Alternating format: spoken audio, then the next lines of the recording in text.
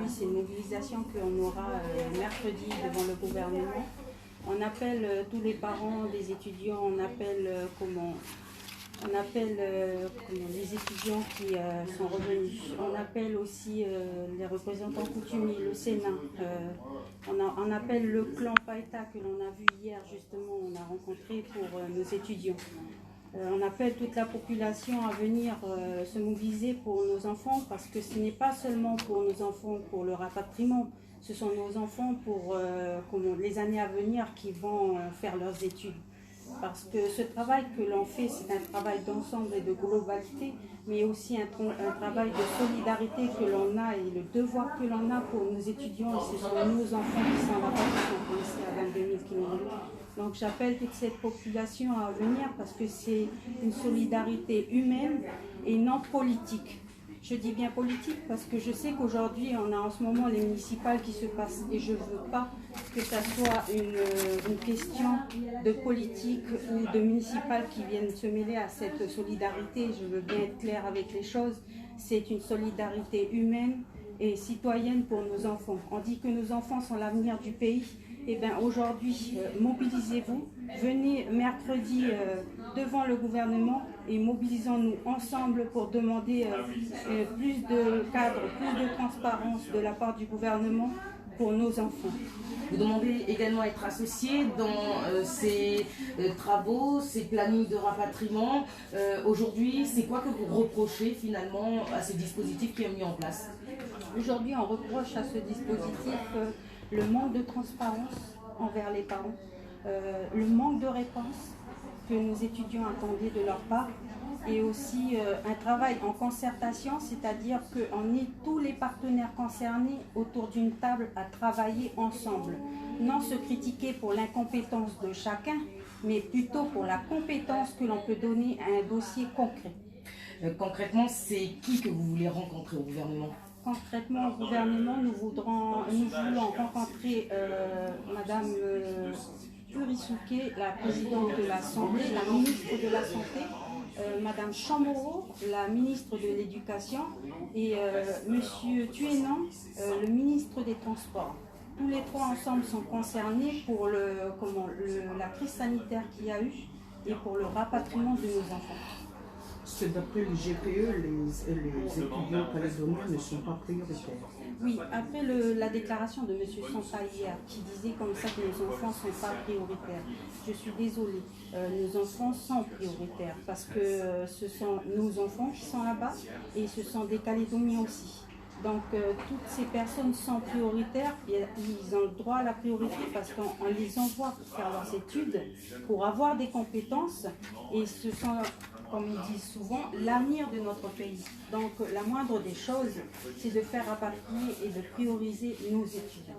Vous alertez sur certaines situations beaucoup plus difficiles que d'autres. Aujourd'hui, quelques chiffres à nous annoncer? Aujourd'hui, quelques chiffres. Dans sa globalité, on a plus de 200 étudiants qui demandent à être rapatriés.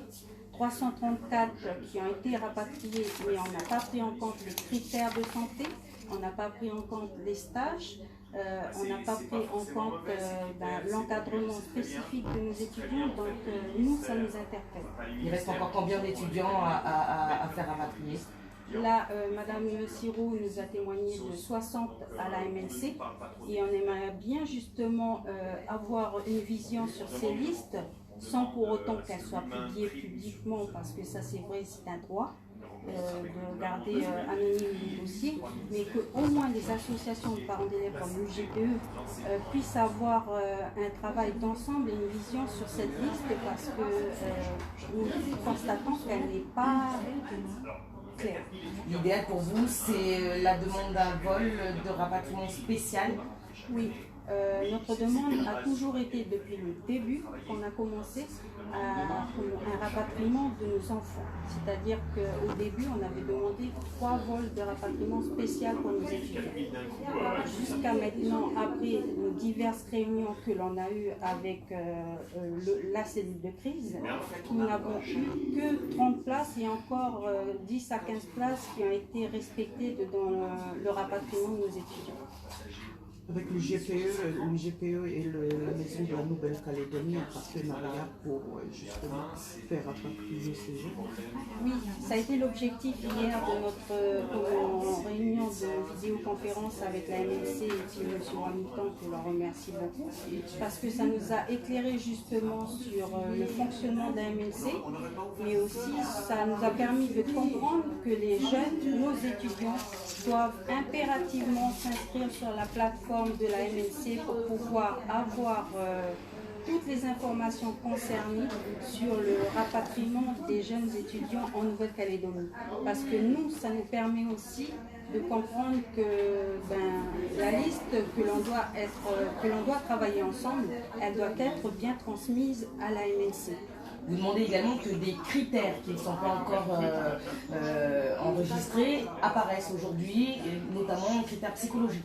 Oui, on a des situations très critiques et des situations de santé psychologique où on a des enfants qui voient des personnes, eux ils sont dans la zone rouge. Donc ils demandent à être rapatriés parce que quand on voit 600 morts par jour tomber dans des grandes villes comme ça, pour nous qui sommes un petit pays, on s'inquiète et puis on voudrait retrouver nos familles, surtout quand on n'a pas de famille directement en métropole. Il y a également des étudiants qui sont fragilisés financièrement. Oui, on a beaucoup d'étudiants qui sont fragilisés financièrement et aussi par rapport au logement qu'ils ont dû y rendre. Donc on a ces jeunes-là, on a oublié de citer encore tout à l'heure, et ça il est important de le dire aussi, on a des jeunes en fin de visa en Australie, au Canada, qui nous ont contactés où eux aussi sont en situation très difficile par rapport à leur visa expiré. Donc il est important aussi de rapatrier ces jeunes-là. Et là vous faites appel bien sûr au commissariat, à l'État. Voilà.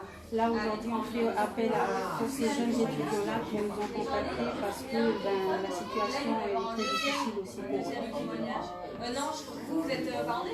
Bon, j'espère que ça a été.